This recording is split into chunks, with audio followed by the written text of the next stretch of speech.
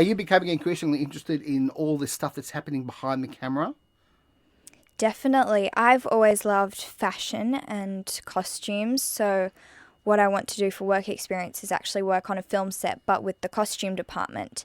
And I'm really interested in placing extras because there are a couple of huge party scenes in The Nice Guys, and I think the third AD, the third assistant director, her job was to place all the extras, and I was thinking, oh, that's a pretty cool job because you have to see what they're wearing, make sure that, so many people wearing green aren't all standing together.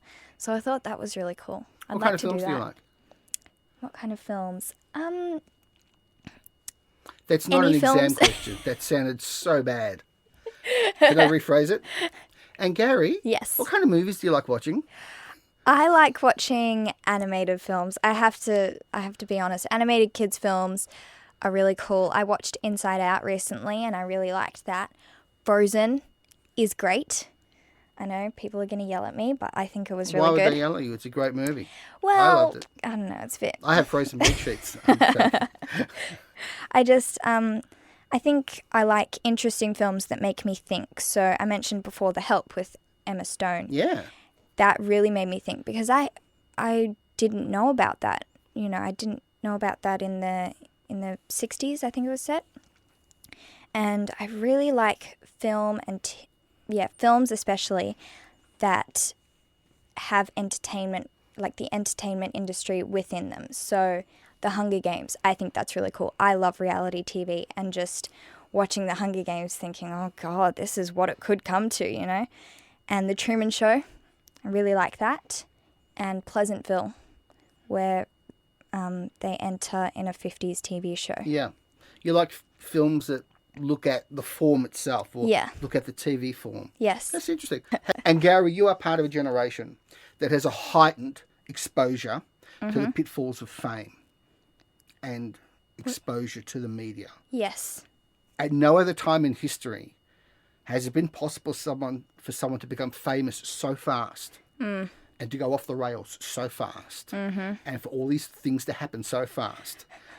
Being the intelligent, absorbent kid that you are, taking all this information in, I'm very keen to know what your view is about fame and what the pitfalls are and what you're looking to avoid, what you're looking to achieve with as your career develops. Very good question. The thing with acting is that I love telling people's stories, and I think that's really important. And I think the entertainment industry, and I'm not just talking about film, I mean TV and books and plays, I think the great thing about it is that we have this opportunity to share ideas and stories with so many people. And that's what I really love about it. And I think that the fame part of it is something that just comes along with it. So like going to premieres and doing interviews and getting to wear beautiful dresses, I think that's something else that comes with it, but it's not what acting is. And I think a lot of people perceive fame as maybe acting, but it's not. They're two very separate things, and you can be an actor or an actress and a successful actor or actress without being famous and going to premieres and parties. And I think what I want to avoid is doing acting just because of that. And I want to make sure that I stay grounded and remember who I am and how normal I am, and I just have a normal life. Like, I go to school, I read books, but yeah, I have my family to help with that, and my friends as well. Like, they would never let me get too big-headed. How and why did you become an actress? How? Were you pushed into it? No. By your parents? I was not pushed into it, definitely not. My mum didn't want me to do it, actually. She said, oh no, I don't want my 6-year-old doing that, thank you. But I was very lucky in that both of my parents are in the theatre industry, and I used to live in Perth. And in Perth, the theatre and TV industry is sort of intertwined. It's quite a small community. So we were friends with an agent, an acting agent, and she said to me and my parents, look, I can get you and your sister work if you want, that if that's what they want to do. And I was really keen. I was like, yes, that sounds like so much fun. I want to do that, because essentially I had grown up backstage, in the theatre, and I just loved the idea of it. And so I started doing short films and ads, and I really enjoyed it. And I was just incredibly lucky with the opportunities that I got. You won an award for Transmission, which was like I did. The short version of These Final Hours. Yes. Yeah. Belated congratulations on that. Thank you. I'll make this the last question deliberately. Again, kids of your generation are absolutely bombarded. And when I say bombarded, I mean it's carpet bombing 24/7 with films, TV, information, internet. You've got it coming at you from all angles. So I'm particularly interested in the fact that you have, at 15 years old, an interest in, you said, actresses of the 30s and 40s, in the fashions of the 50s. The 50s, yeah. You have already developing a sense of history. It's almost like you're looking beyond all that noise that is currently being bombarded upon you and your generation.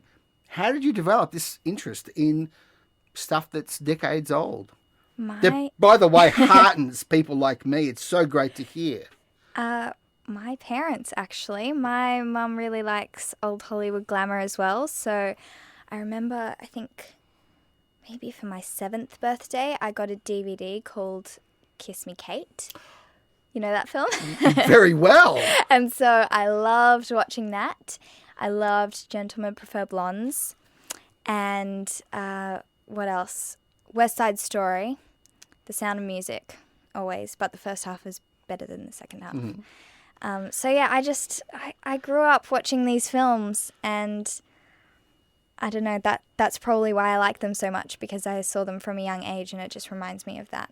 And it obviously just makes you hungry for more, to see more. Yeah, definitely. How are you finding the balance between work, school, family? You said it was a crazy time. How are you coping with the craziness in those terms? I think our family is really great. We have a family of 4, so it's my mum, my dad, my sister, and me.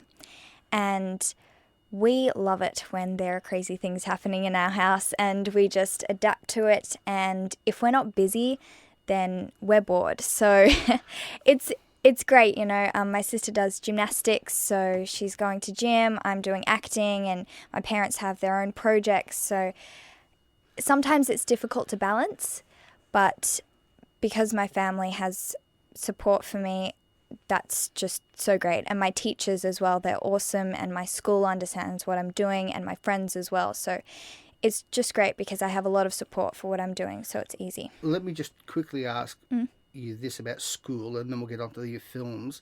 Are you intending to finish school? Yes. Okay, up to what point? Year 12, and then I might want to go to university. Okay. Yeah. You know that there is a chance, if The Nice Guys is a big hit, that you're going to be under a lot of pressure to, hey, come and do Iron Man 5. Oh, or come and do this supporting role in this big thing. What are you going to do, Angourie, if you are faced with that choice? I don't know. I'm going to take it as it comes. I want to finish year 11 and 12, and I want to get a good portion of that done. And yeah, Emma Watson went to Brown while filming the Harry Potter films, so, I can totally do it. It's easy, right? You mentioned Emma Watson. Do you have any other actresses that you admire, that you like? Emma Stone, definitely. I saw her in The Help when I was about 12, and I just thought that was fantastic. That was a really great film. Helena Bonham Carter, she's awesome. Meryl Streep. I just have a lot of female actresses are my idols because I think they're really powerful and strong women, and I think that's really great. Are you looking forward to learning more about some of the classic actresses that you might not know about now? Bette Davis, Joan Crawford, or do you know those?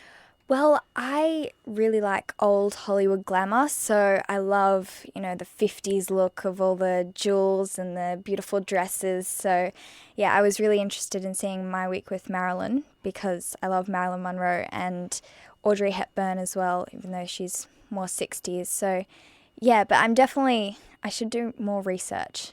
That's one of the things I want to do. Then again, that was a pretty stupid question that I asked, because why would I presume that just because you're young that you wouldn't have an interest in stuff that happened before you were born? That's my mistake, and I'm going to leave it in the interview. Okay. How's that? They're just on Nowhere Boys. Mm-hmm. Just in 25 words or less, describe the character you play in Nowhere Boys, because I couldn't do it. I play Tegan. I am the villain, and I am chaos. Oh, that's... How many words was that? I think it was like 8. Great. You beat me twice over there. What I liked about your role in Nowhere Boys is you were in the final hours. These final hours. Yes. In which you faced the apocalypse, which was coming to destroy everything. In Nowhere Boys, you are the apocalypse. You are the destroyer of worlds. I am. I never thought about that. What was it like playing a character that had so much power? I mean, you mentioned entrances before about getting a helicopter into this office. Yes. You have a great entrance in this film, and you maintain that presence throughout the film. What was it like playing a character that was not just so powerful, but all powerful? I loved it.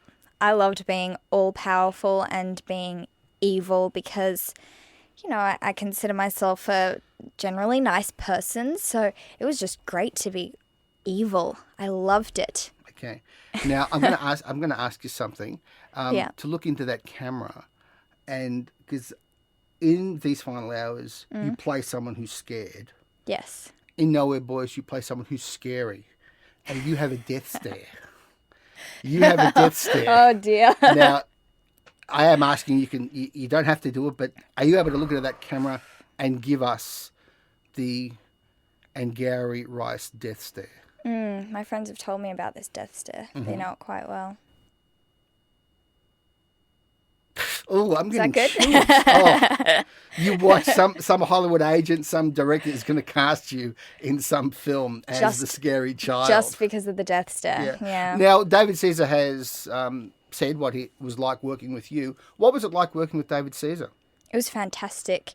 I did, I think, about 3 rehearsal days, maybe 2. And when I first walked in, he said, look, this is what we want from Tegan. We want her to be playful with her evilness. She's not just an evil villain who everyone hates. We want to make her kind of fun to hate. So that was really fun, just to be a whiny kid who just wants to have fun but evil at the same time. And David really helped me with that. So I thought it was fantastic, yeah.